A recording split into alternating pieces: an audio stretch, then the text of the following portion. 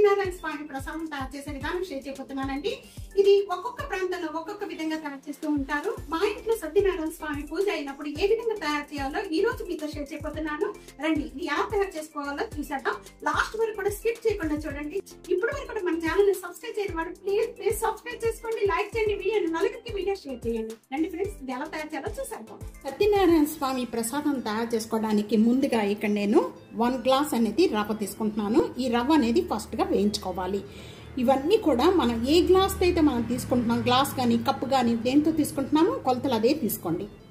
లో పెట్టేసుకొని చక్కగా వేయించుకోవాలి. 1 మినిట్ వరకు కూడా వేయించుకున్న రవ్వనంతా కూడా దీంట్లో మనం ఒక ప్లేట్లో వేసేసుకుందాం. కప్ అనేది నెయ్యి తీసుకోవాలి. ఈ నెయ్యి అనేది ఒక 2 టేబుల్ స్పూన్ వేసేసి డ్రై ఫ్రూట్స్ వేయించుకుందాము. నేను ఇక్కడ కిస్మిస్, బాదం పప్పు తీసుకున్నానండి. మీరు ఇక్కడ జీడిపప్పు కూడా తీసుకొని వేయించుకోండి. బాగా వేయించుకోవాలి. మంచి ఇవన్నీ కూడా బాగా వేగిపోయాయి. ఇలా వేగిపోయిన వెంటనే కూడా ఒక బౌల్లో తీసేసుకుందాము. సేమ్ ప్యాన్ లోనే మనం ఏ గ్లాస్ అయితే రవ్వ తీసుకున్నామో సేమ్ గ్లాస్ తోని 3 గ్లాసెస్ వాటర్.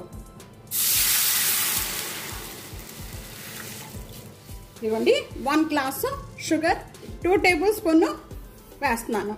ఇది కరెక్ట్గా సరిపోతుంది. మీకు ఇంకా స్వీట్ కావాలి అనుకుంటే 1.5 వేసుకోండి, సరిపోతుంది. ఎందుకంటే మనం దీంట్లో బనానా వేస్తాము, దాంట్లో స్వీట్ ఉంటుంది కాబట్టి షుగర్ అనేది తగ్గించుకొని వేసుకోండి. షుగర్ అంతా కూడా బాగా మెల్ట్ అయిపోయింది.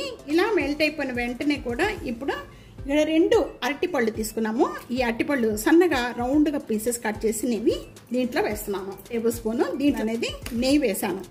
నెయ్యి వేసిన వెంటనే కూడా దీంట్లో ఇలియాచి పౌడర్ ఇప్పుడే వేసేసుకోవాలి. పచ్చిపిచ్చిగా నూరుకొని వేసేస్తాను. ఇక్కడ వేయించుకున్న రవ్వ అంతా కూడా ఇలా వేసుకుంటూ కలుపుకోవాలి. ఉండలు కట్టేస్తండి. ఇలా కొద్దిగా వేసుకుంటూ కూడా కలుపుకోండి.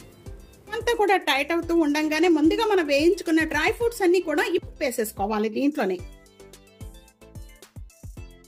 ఇలాగ టైట్ అవుతూ ఉంటుంది. మీడియం ఫ్లేమ్లో పెట్టేసేసుకొని కొద్దిగా డ్రై ఫ్రూట్స్ వేస్తున్నాను. దీంట్లో ఎన్ని డ్రై ఫ్రూట్స్ ఉంటే అంత బాగుంటుందండి ఈ సత్యనారాయణ స్వామి ప్రసాదంలో. ఒక్కొక్క ప్రాంతంలో ఒక్కొక్క విధంగా తయారు చేస్తూ ఉంటారు. ఈ విధంగా ఒకసారి తప్పకుండా ట్రై చేయండి. ఇక్కడ నెయ్యి వేస్తున్నాను.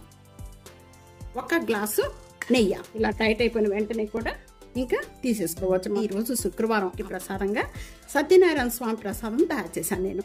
సర్వింగ్ ప్లేట్లో తీసేసుకుందాం. ఈ రెసిపీ ఇదే విధంగా తప్పకుండా ట్రై చేసి మీకు ఎలా ఉందనేది కామెంట్స్ లో తెలియచేయండి. వీడియో నలుగురికి షేర్ చేయండి, లైక్ చేయండి. టీఆనోస్ కిచెన్ సబ్స్క్రైబ్ చేసుకోవడం అస్సలు మర్చిపోద్దు friends. Thank you for watching. Next వీడియోలో మళ్ళా కలుద్దాం. అంతవరకు సెలవు. బాయ్.